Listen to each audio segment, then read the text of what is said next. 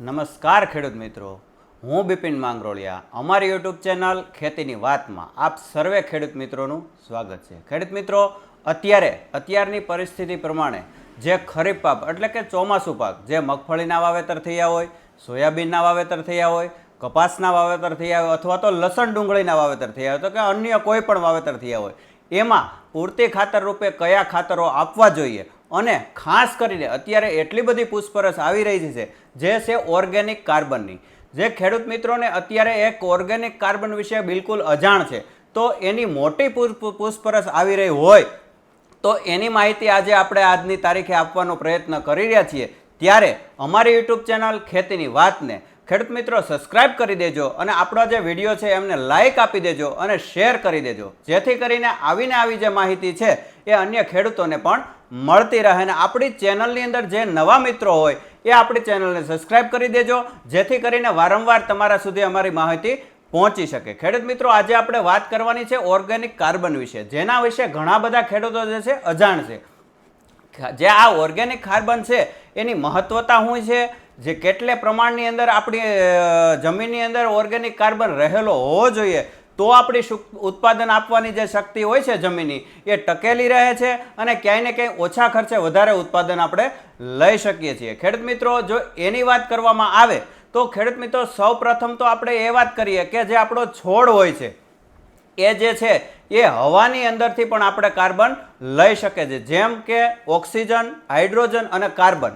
જો પ્રશ્ન એ છે કે હવાની અંદરથી જો આપણો છોડ કાર્બન લઈ શકતો હોય તો પછી નીચેથી એટલે કે જમીનની અંદર કાર્બનનું મહત્વ શું છે? ખેડૂત મિત્રો, ખૂબ જ મોટી વાત છે અને મોટી જરૂરિયાત પણ છે અને ખૂબ જરૂરિયાત પ્રમાણમાં આપણા કાર્બન જે આપણે જે છે જમીનની અંદર રહેલો હોવો જોઈએ. આ જમીનની અંદર કાર્બનનું પ્રમાણ કેવી રીતે વધે છે અને કેટલા પ્રમાણમાં કાર્બન અત્યારે આપણે ગુજરાત અને સૌરાષ્ટ્રની જમીનની અંદર રહેલો છે અને કેટલા પ્રમાણની અંદર હોવો જોઈએ, તો એની વાત કરીએ તો ખેડૂત મિત્રો, અમારી શોપનું નામ છે શ્રી રામદેવ એગ્રો સેન્ટર, ચિત્તલ, તાલુકો જિલ્લો અમરેલી. ક્યાંય ને ક્યાંય અમારો મોબાઈલ નંબર છે 9925505742.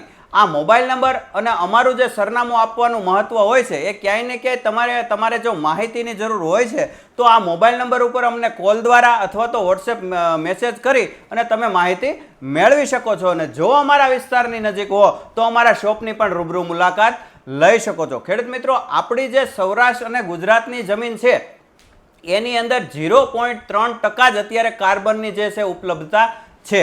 જો આપણે ઉત્પાદનલક્ષી જમીનને રાખવી હોય, ફળદ્રુપતા એમની જાળવી રાખવી હોય અને ઓછા ખર્ચે વધારે ઉત્પાદન લેવું હોય તો 1% થી 1.5% જેટલો કાર્બન આપણી જમીનમાં રહેલો હોવો જોઈએ. ખેડૂત મિત્રો, આ કાર્બન ક્યાંથી મળી રહે છે? આપણી જે જમીનની અંદર કાર્બનનું જે છે પ્રમાણ કેવી રીતે વધારી શકીએ છીએ? તો સૌ પ્રથમ તો આપણે જે પહેલા જાણીએ છીએ એમ છાણિયું ખાતર એટલે કે દેશી ખાતર અથવા તો અળસિયાનું ખાતર છે, અથવા તો આપણે જે લીલો પડવાશ એટલે કે ક્ષણ અને ઈકળ, આવું જે આપણે જો આ કરી અને જો આપણી જમીનની અંદર આપીએ તો આપણે કાર્બનની જે છે ક્ષમતા અને ટકાવારી આપણી જમીનની અંદર વધે છે.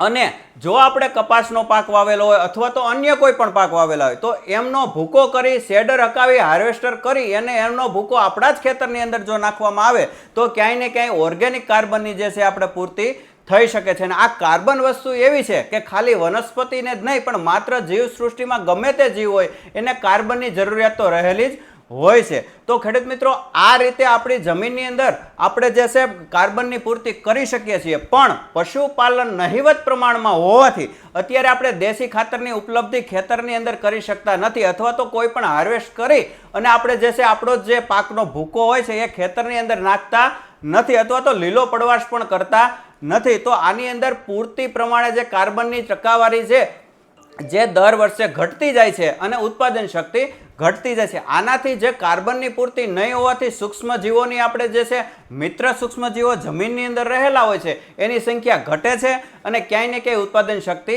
ઘટે છે. જમીન કડક થાય છે, એટલા માટે ભેજની સંગ્રહ શક્તિ પણ આપણી જમીનની અંદર હવે રહી નથી. જેમ કે ઓછો વરસાદ પડે તો પણ આપણે ખેતરની બહાર નિકાલા દ્વારા પાણી બહાર નીકળી જાય છે. એનું કારણ મોટું એ છે કે કાર્બનની કમી છે અને જમીન કડક થઈ છે, જેથી કરીને જે પાણીની શોષણ શક્તિ છે, જે ભેજની સંગ્રહ શક્તિ છે એ આપણી જમીનની અંદર રહી નથી અને આપણું જે પાણી છે એ બહાર નીકળી જતું હોય છે.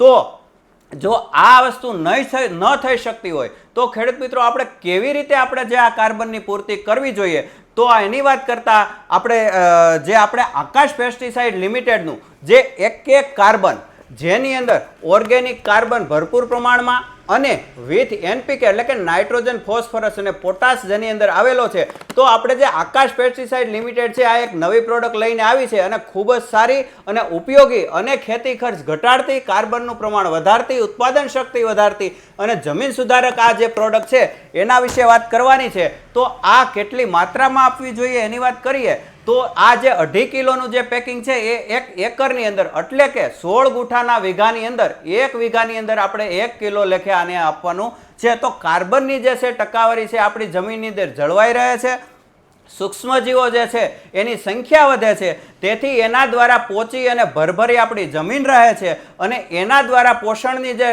ભેજની સંગ્રહ શક્તિ જે હોય છે એ આપણી જમીનની વધે છે. ક્યાંય ને ક્યાંય જે 16 તત્વો આપણા છોડને જોઈએ છે એ તત્વોની ઉપલબ્ધિ એટલે કે જે લભ્ય સ્વરૂપની અંદર વધારેમાં વધારે આ પ્રમાણની અંદર એક કાર્બન આપેલો હોય છે એ જમીનની અંદર રહે છે અને એના દ્વારા વધારેમાં વધારે જે ખોરાક છે આપણા પાકને મળે છે. તેથી કરીને વધારેમાં વધારે ગ્રોથ અને ઝડપીથી વિકાસ થાય છે, ઉત્પાદન શક્તિ વધે છે અને ખેતી ખર્ચ ઘટે છે. ખેડૂત મિત્રો, તો આવું ને આવી જે પ્રોડક્ટ જે છે એ ખાસ ખેડૂત મિત્રોને વાપરવાની અમારી ભલામણ છે કે જે આપણે જે દેશી ખાતર ન આપી શકતા હોય, કોઈ પણ હાર્વેસ્ટિંગ ન કરીને ભૂકો ન નાખી શકતા હોય અથવા તો કોઈ પણ લીલો પડવાશ ન કરતા તો નવી જમીનની અંદર આપણે ધૂળ ન ઢાંકી શકતા હોય, ત્યારે આવી પ્રોડક્ટ વાપરી અને રાસાયણિક જે ખાતરનો ઉપયોગ ઓછો કરી અને ક્યાંય ને ક્યાંય આપણી જમીનને આપણે સુધારી શકીએ છીએ, ઉત્પાદન શક્તિ વધારી શકીએ છીએ અને ખેતી ખર્ચ ઘટાડી શકીએ છીએ. ખેડૂત મિત્રો, આ હતી ઓર્ગેનિક કાર્બનની વાત કે જે છે આપણને ક્યાંય ને ક્યાંય જે આ ઓર્ગેનિક કાર્બન છે એ ખૂબ જરૂરી હોય છે ખેતીની અંદર,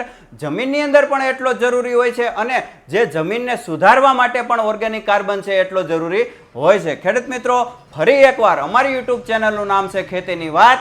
આપણી ચેનલને સબસ્ક્રાઇબ કરી દેજો, આપણા વિડીયોને લાઇક આપી દેજો અને શેર કરી દેજો. આવીને આવી માહિતી જે છે એ તમારા સુધી લઈને અમે આવતા રહીશું. ત્યાં સુધી રજા આપશો.